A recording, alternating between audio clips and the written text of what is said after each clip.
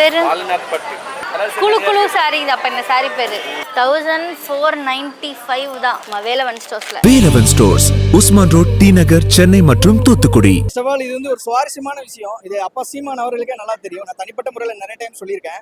எங்க அம்மா இப்போ கரண்ட் டிஎம்கே கவுன்சிலர், திமுகவோட கவுன்சிலர், சங்கரவயல் சட்டமன்ற தொகுதியில் எங்க அம்மா.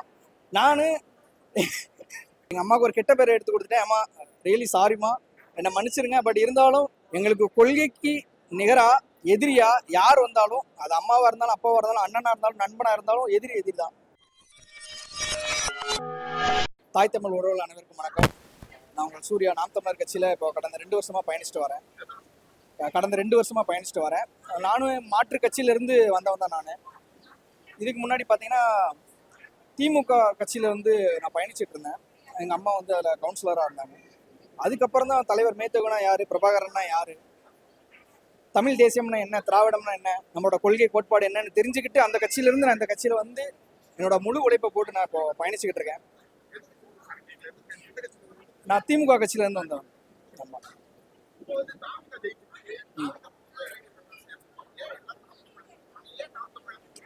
இது வந்து ரியலைஸ், இப்போ ஓட்டு போட்டாங்க அவங்களுக்கு தெரியல, ஆனால் இப்போ வந்து ரியலைஸ் பண்ணிட்டு இருக்காங்க ஒவ்வொருத்தவங்க. ரியலைஸ் ஏன் பண்ணுறாங்க? ஒரு தப்பு பண்ணிட்டோம் அப்படின்னா மன வருத்தப்படுறதுங்கிறது அப்புறம் தான் மன வருத்தப்படுவாங்க. ஓட்டு போட்டாச்சு, ஓட்டு போட்டதுக்கு இப்போ பலனை அனுபவிக்கிறோம். அந்த பலன் நல்லதா இருந்தால் கொண்டாட போகிறோம், நல்லதா இல்லைன்னா தூக்கி தூர போட போகிறோம். ஓட்டு தெரியாமல் போட்டதுக்கு இப்போ மன வருத்தப்பட்டு இருக்காங்க. இன்னைக்கு நாம் தமிழர் கட்சிங்கிறது 0 வாங்கின கட்சி. நீங்க சொல்ற மாதிரி முட்டை கட்சி. அந்த முட்டை கட்சியில ஏன் இத்தனை இளைஞர்கள் வந்து நீங்க சேரணும்? அதுக்கான காரணம் என்ன? தப்பி தவறி தெரியாதனமா ஓட்டு போட்டோமே அப்படின்னு மன வருத்தப்பட ஆரம்பிச்சிட்டாங்க, ரியலைஸ் பண்ண ஆரம்பிச்சிட்டாங்க. அந்த ரியலைஸ் தான் இன்னைக்கு நாம் தமிழர் கட்சின்னு ஒண்ணு இருக்கு. அந்த நாம் தமிழர் கட்சி தான் எல்லாத்துக்குமே முன்னெடுக்கக்கூடிய ஒரு கட்சி. போராட்டம்னாலும் சரி, போர்க்களமானாலும் சரி, மக்களுக்காகவே நிற்கக்கூடிய ஒரு கட்சி தான் நாம் தமிழர் கட்சி. அதனாலதான் இன்னைக்கான இளைஞர்கள் வந்து மறுபடியும் யாரெல்லாம் முன்னாடி போனாங்களோ, நாங்க வந்து 8 விழுக்காடுல இருந்தோம், இப்ப 4 விழுக்காடு வந்தோம். இப்ப எங்களை பார்த்தா 4 விழுக்காடு கட்சி மாதிரியே தெரியுது. அந்த 4 விழுக்காடு கட்சி தான் இன்னும் 40 விழுக்காடா மாறக்கூடிய அளவுக்கு இன்னும் ஆட்கள் வந்து சேர்ந்துகிட்டு இருக்காங்க. காரணம் கொள்கை கோட்பாடு. இன்னைக்கு அப்பன் சீமான் சொன்ன மாதிரி எங்களோட கட்சியை நம்பி யாரும் பயணிக்கல, கொள்கையை நம்பி பயணிச்சுட்டு இருக்கோம், கோட்பாடுகளை நம்பி இங்க பயணிச்சுக்கிட்டு இருக்கோம். அதனாலதான் இன்னும் நாம் தமிழர் கட்சியில போனவங்களும் திரும்ப வந்துகிட்டு இருக்காங்க.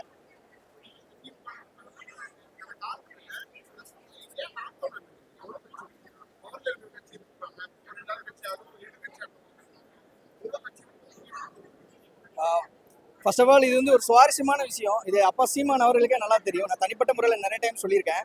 எங்க அம்மா இப்போ கரண்ட் டிஎம்கே கவுன்சிலர், திமுகவோட கவுன்சிலர், சங்கரவயல் சட்டமன்ற தொகுதியில் எங்க அம்மா. நானு எங்க அம்மாவுக்கு கொள்கை வேற, கோட்பாடு வேற, எனக்கு கொள்கை வேற, கோட்பாடு வேற. அதான் ஒரே காரணம். சீமான் அப்படிங்கிற ஒரு ஆளை வந்து நான் விவசாய சின்னம் இருக்கும்போது பார்த்தேன். ஏன் இந்த மனுஷன் தனியா கத்திட்டு இருக்காரு? நம்ம திராவிடம் அப்படிங்கிறதுக்குள்ள நம்மளை வந்து அழிக்க பாக்குறாங்க. திராவிடம் அப்படிங்கிற ஒண்ணு நம்ம உள்ள கொண்டு வந்து நம்மளை திணிக்க பாக்குறாங்க.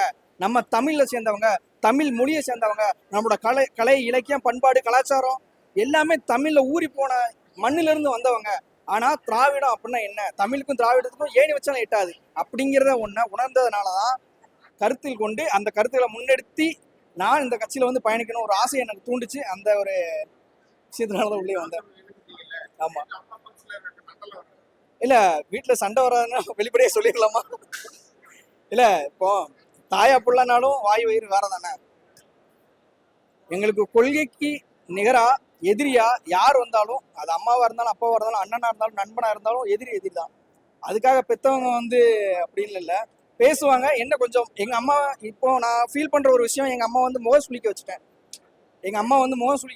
ஏன்னா என்ன, அம்மாவே ஒரு கவுன்சிலரா இருக்காங்க, அது திமுக பையன், இந்த மாதிரி அதுக்கு ஆப்போசிட்டா போய் ஒரு கட்சியில இருக்கானே அப்படின்னு சொல்லக்கூடிய அளவுல எங்க அம்மாவுக்கு ஒரு கெட்ட பேரை எடுத்து கொடுத்துட்டேன். அம்மா ரியலி சாரிம்மா, என்னை மன்னிச்சிருங்க. பட் இருந்தாலும் நாம் தமிழர் கட்சி அப்படிங்கிறது ஒருத்தன் உள்ள வந்து இந்த கொள்கையும் கோட்பாடையும் உணர்ந்துட்டான் அப்படின்னா அதுல இருந்து துளி அளவும் வெளியே வரமாட்டான். என்னால இப்ப துளி அளவு கூட என்னால வெளியில வர முடியாது. அண்ணன் சாட்டை சொன்னது போல, நீங்க கட்சியை விட்டு, நான் ஏதாவது தவறு செய்து கட்சியை விட்டு என்னை தூக்கினாலும் நான் இந்த கட்சியில தான் இருப்பேன். ஏன்னா நாம் தமிழர் கட்சி அப்படிங்கிறது தன்னெழுச்சியா நான் இங்க உள்ள வந்து பயணிச்சுக்கிட்டு இருக்கேன். கொள்கை கோட்பாடு என்னன்னு தெரிஞ்சு உள்ள வந்து பயணிச்சுட்டு இருக்கேன். அப்படிங்கிறதுனால என்னைக்குமே நாம் தமிழர் கட்சியை விட்டு விலகிற வாய்ப்பும் கிடையாது. நாம் தமிழர் கட்சி என்னைய தூக்குனாலும் நான் நாம் தமிழர் கட்சி தான் இருப்பேன்னு சொல்லி நாம் தமிழருக்காக குரல் கொடுக்கக்கூடிய ஒரு ஆளா தான் இந்த சூர்யா இருப்பான். புரியல. இல்ல எல்லாருக்குமே அந்த ஒரு எக்ஸ்பெக்டேஷன் தான். இப்போ எலெக்ஷன் டேட்டு வந்து அனௌன்ஸ் பண்ணி முடிச்சதுக்கு அப்புறம், தேர்தலும் முடிஞ்சதுக்கு அப்புறம் சரி சீமான் அப்பாவாவது உள்ள போயிருக்கலாமே, மனுஷன் கத்துன்னு கத்திருக்காப்புல.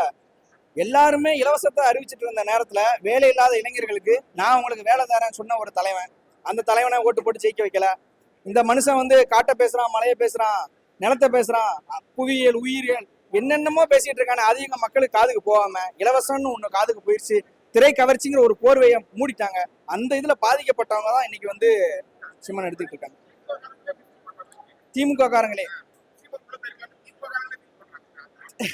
இப்ப திமுக காரங்களே ஏன் அப்படி ஃபீல் பண்றாங்க அப்படின்னா, இப்ப திமுகக்கு எதிராக இப்போ ஒரு தீய சக்தின்னு சொல்லிக்கிட்டு கூட காங்கிரஸ், விசிகா, கம்யூனிஸ்ட், என்னென்ன கட்சி இருக்கோ, எந்தெந்த கட்சியில ஊழல் பண்ணவங்களா இருக்காங்களோ எல்லாத்தையும் உள்ள அள்ளி போட்டு ஒரே வாஷிங் மிஷின்ல போட்டு துவைச்சு தொப்பளிச்சு எடுத்து வெளியே போட்டதுனால திமுக என்ன நினைக்குது, திமுக வந்து காங்கிரஸோட கையாளு. இப்ப காங்கிரஸ் திமுக துரோகம் பண்ணிட்டு போயிருச்சு. ஒவ்வொருத்தனுக்கு ஒரு நண்பன் துரோகம் பண்ணிட்டான்னா அவனை பத்தி முழு விவரம் தெரியும். அதே மாதிரி காங்கிரஸ் திமுக ஒரு துரோகம் பண்ணிருக்கு. அது இப்ப டிவிகேக்கு போய் பண்ணிருக்கோம். அப்போ சீமான் அன்னைக்கே சொன்னா காங்கிரஸை கூட்ட வச்சுக்கிறாதீங்க அப்படின்னு. ஆனா நீ சீமான் சொன்னதை நான் கேட்கல. ஆனா இன்னைக்கு அது நடந்திருக்கு. அதனால திமுக கட்சியில இருக்கவங்க எல்லாருமே கண்டிப்பா ஃபீல் பண்ணுவாங்க.